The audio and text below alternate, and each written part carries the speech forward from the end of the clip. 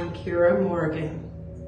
Welcome to part 2 of Ghosts of the Coast. Tales in the Dark.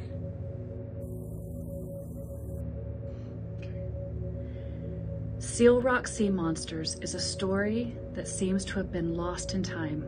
However, on June 15th, 1935, news of their existence dominated local papers with sensational headlines such as "Sea Monsters Seen at Seal Rock." Descriptions include the creatures ranging from a whopping 40 to 60 feet long, with heads between 3 and 5 feet wide.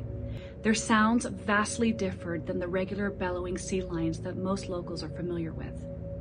Witnesses claim to have seen these monsters frequenting the area, playing in the surf for some time before they eventually wandered south. While some believe this story to be nothing more than an elaborate fabrication to drum up tourism, others will swear of their existence. So tourists beware. The next time you're driving along 101, take a look outside. What do you see? That large whale may not be a whale after all. Good evening. I have a story to tell you about my teenage years. I was invited to the lighthouse to do some moving. It was 1973. I got to the lighthouse and the lights were on. The door was cracked. So I opened the door and called out for my friends that I was supposed to meet there. I thought I heard them inside the building, so I entered the building, looked around. I didn't see anybody. I assumed that we were moving stuff out of the basement, so I went down the stairs in the basement. Looked around, I didn't see my friends. I was probably there a minute, and then I heard a noise upstairs. Then I heard the wind kind of blowing outside. The outside door to the lighthouse closed. And about 30 seconds later, the lights went out. I was stuck in the basement and had no idea how to get out of it. I tell you what, the hair on the back of my neck stood up. Knowing the stories of the lighthouse and the history of what went on, it was bone-chilling. I finally found the stairs. When I got to the top of the stairs, my friend showed up, turned the lights on, and I tell you what, we finished our job and I've never been back in that building since then.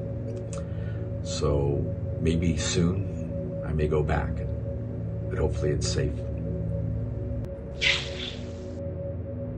Sometimes strange and mysterious things can't be explained. Are they extraterrestrial? The acts of spirits? Well, one such case happened right here in Lincoln County back in the spring of 1966. On Pioneer Mountain Road, the Reeves family experienced several nights of high strangeness. It all began when 16-year-old Kathy Reeves was walking home with a friend across a large field when they saw 3 small walking stumps moving across the field. They were multicolored: orange, yellow, white, even blue or watermelon colored, some said. Were these so-called stumps machines, biological, animals, aliens, or were they spirits? In fact, there were sightings of these mysterious stump-like images on Pioneer Mountain Road, not just from the Reeves family, but many others in the area at the time. There were many theories. Some thought that the stumps were near some sort of a machine or craft, and maybe even a UFO. Others assumed it was some sort of military operation, and others still thought it may have been the work of spirits of some kind in the area. Was it paranormal? Well, one couple even said they thought they saw cyclopses in the area. So if you've ever been driving down Pioneer Mountain Road and felt a strange or spooky vibe, now you may know why. One of the oldest stories in the Siletz area is really haunting to those who may drive the road at night. The story is that a woman and her husband and their little baby were walking along Twin Bridges in Siletz when suddenly the man reportedly threw the woman and her baby over the bridge and into the river. Their bodies were never discovered. The man was never found.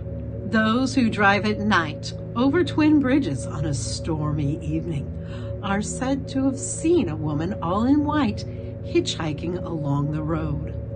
Now, it's rumored that if you pick her up, you will be able to safely cross over the bridge. Then she disappears. However, if you ignore this mysterious hitchhiker and continue, you will crash. Thanks for joining us for episode 2 of Ghosts of the Coast, Tales in the Dark. Be sure to join us next week for episode 3. For Pacific Northwest News and Entertainment, I'm Kira Morgan.